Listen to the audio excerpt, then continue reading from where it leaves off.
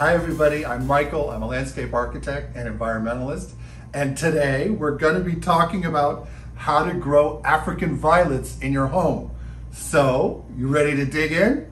Let's grow!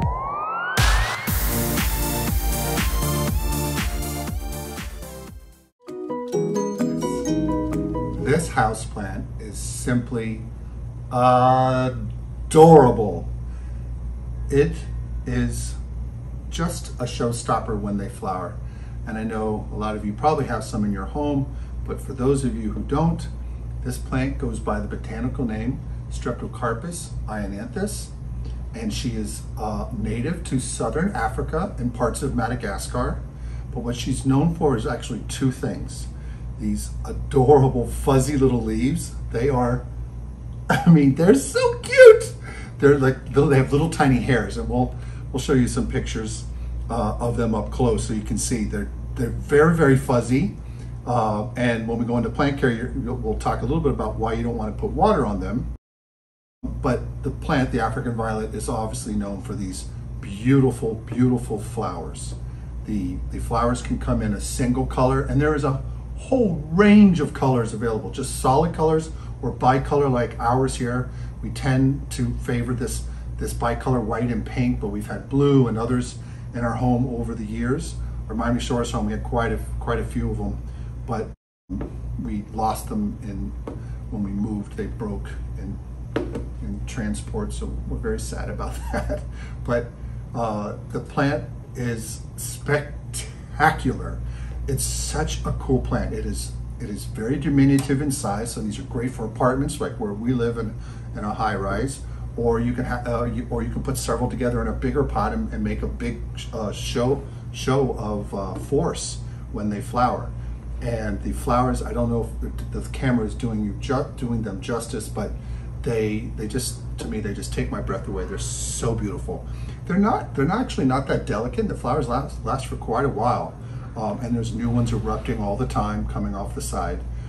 During the summer is spring and summer. Oh, you can see some flowers erupting right over here, and a bunch more umbels here. We'll zoom in so you can see that. Wow, she's really ready to take off. So in general, for characteristics of the plant, they're known for these very fuzzy leaves. They can be very tightly packed into the plant, or they can actually spread out and be more large. And when they go flatter, that means that you're getting enough light, and when they curl up like this, it means like they're kind of looking for more light. And in a minute, like I said, we'll go into plant care, and I'll go into why that happens. So the plant won't get that large, like I mentioned earlier. It'll go up to about 12 inches overall and in size for a mature plant. But these are kind of long-lived. If you give them the right growing conditions, these will last for many years. So we're just thrilled and wanted to share this with you that ours have just went into this crazy amount of flowering recently. On caring for your African violets, let's start with lighting. Your African violets want to have high light, and that means they want north of 1,000 foot candles. And we have a foot candle meter here at our home, and we have ours facing a north-facing window, very close to a north-facing window, and it's clocking in between 800 in the morning to about 1,000 in the afternoon. But it is not direct light. These direct light will burn your African violet. So if you have a west-facing view, a west-facing window, and you want to put your African violets, that's going to give you a lot of light in the afternoon, which is going to be great. But you got to be careful you don't get any direct sunlight, because it can burn the leaves of the plant. They do ours. We have had ours in multiple locations in our home. We've always found that the north-facing, we're down here in Miami, as many of you know, the north-facing window is best, and close to the window as you can, as long as you have an overhang, because it's very rare that you're going to get any sunlight except in the very dead of summer that you'll get any sunlight coming in. And if you have any overhang in your home, it's not gonna cut in, but it's gonna give you a plethora of light throughout the day, and that's what these guys need. They need north of 12 hours of that kind of light. So it can get a little tricky if you have them on a south-facing window that is obscured by some landscaping or or an east-facing window. East would probably be the hardest.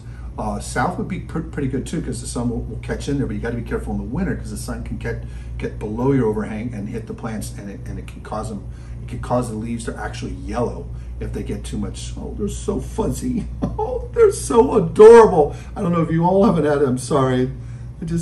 Oh, they're so fuzzy. It just feels like a nice fuzzy blanket. Beautiful leaves. Again, sorry. The leaves are sensitive to getting too much light. So it's getting that Goldilocks zone of lighting. That's probably one of the most important things I want to stress to you all today is about lighting to get them to flower, because that's what they're known for, is these show-stopping flowers. And they come in, like I mentioned in the intro, and then plant character, a whole range of different colors. This is bicolor, and we'll show you over here a whole myriad of different types that are available to you to purchase. Can't seem to get that word lately. So for now, we covered lighting. So let's talk a little bit about watering. That's another very, very important thing to know about when you're tending for your African violets. You can water from above, but you can also water from below. You can water from the top, or you can water from the bottom. And to water from the bottom, you simply just fill up a tray with water. You want to go about a ½ inch or so, and set your plant in there. You can leave this up to about 30 minutes. This is clay, so it's going to pull up kind of quick. And we have two different ways we're growing ours, and I'll go to that in a minute on how we address the care needs for the African violet. African violets are sensitive to root rot and crown rot. Crown rot will happen if you put too much water on their leaves. Obviously, these plants are grown in nature. In Africa, it's a little more drier, so rain will fall on them, but you don't want any water to sit on them. So it's very important not to do that. And if you're watering from above, you do want to water, and I'll tilt this in here, away from the leaves. And you also want to water, and these, by the way, these narrow necks on these watering cans are great, especially for African violets, because you can get in between the leaves and water around. You don't want to just water on one side of the African violet. You want to water all the way around. And that's super important, because you're not sure where the roots are unless you have a clear container underneath. You're not sure where all your roots are growing. So it's always important, and that's in general, to water all the way around your plant. Now, when you want to water well. So if you're doing it from the bottom up method, you let it sit in here for about 30 minutes. This will bring some water up, and then you just take your finger and test down to about an inch, dig in, use the 1 knuckle for a small container.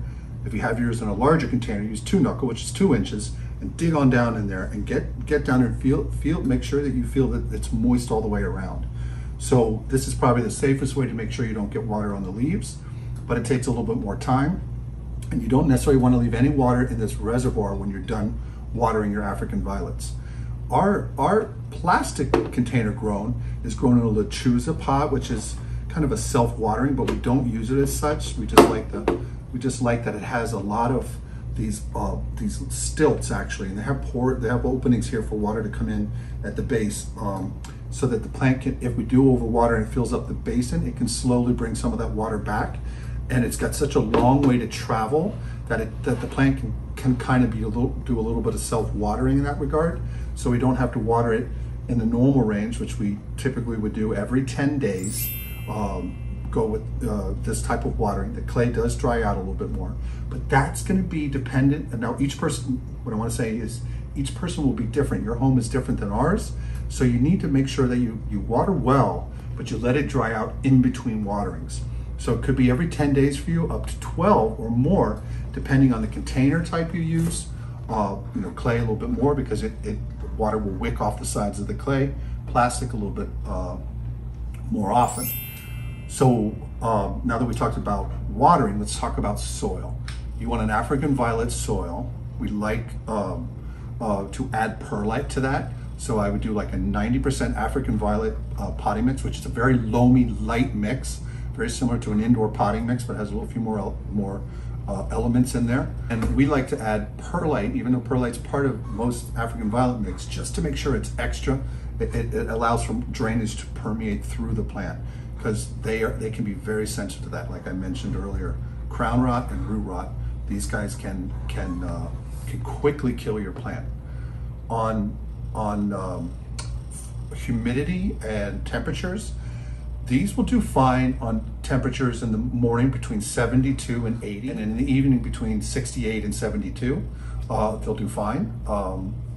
For home humidity, most homes with AC down here, they're going to get about a 40% humidity, and our African violets do fine in that.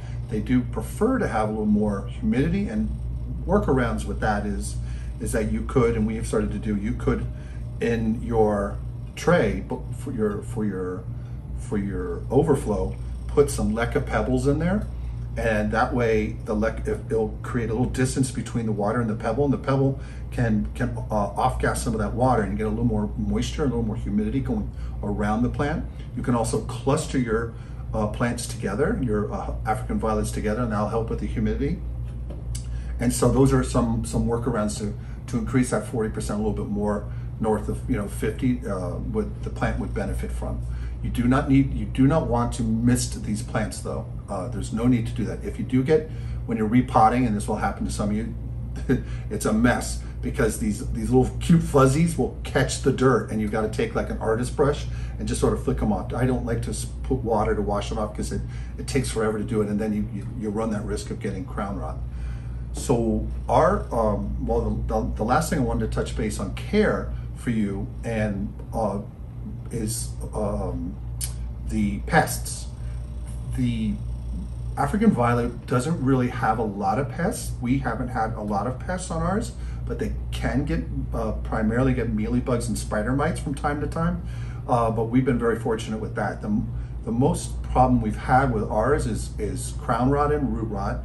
Unfortunately, the best intentions we've had, where we're trying to find her in the right location in our home, we sometimes have inadvertently overwatered, and sometimes I added water on the top and got to some of the leaves and created crown rot, and we lost a few. So you have to be, that's probably the biggest takeaway. But stay tuned. Right now we're going to move over into written care instructions, and we'll go even into more details. Speaking of, when I mentioned I forgot to mention fertilizer. Fertilizer is important for African violets. They want to have, believe Schultz has an 8-14-9 fertilizer. It's a liquid fertilizer that we have, but we also mix it with Jack's Bloom Booster, which is a 10-30-20. But what you typically want is the middle number to be higher, which helps with blooms. That's your phosphorus. And the plants will respond very well to it if you more or less water them from March through October. You don't really need to do so much in the winter. They're going to probably flower less for you because you're having shorter days, and so just let your plant just sort of regrow that energy for that spring burst. So that's what we recommend, is from March to October, which is a little different than some of our other houseplants, but these guys tend to respond well to that. And there are a host of others. There's some organic liquid fertilizers out there, but you tend to want to have that middle number higher. Phosphorus is good for most flowering plants to help them bloom. So like now I'll go back and recap into, just wait, we're gonna shift over into some written care instructions for you, and then we'll come back and do a summary at the end.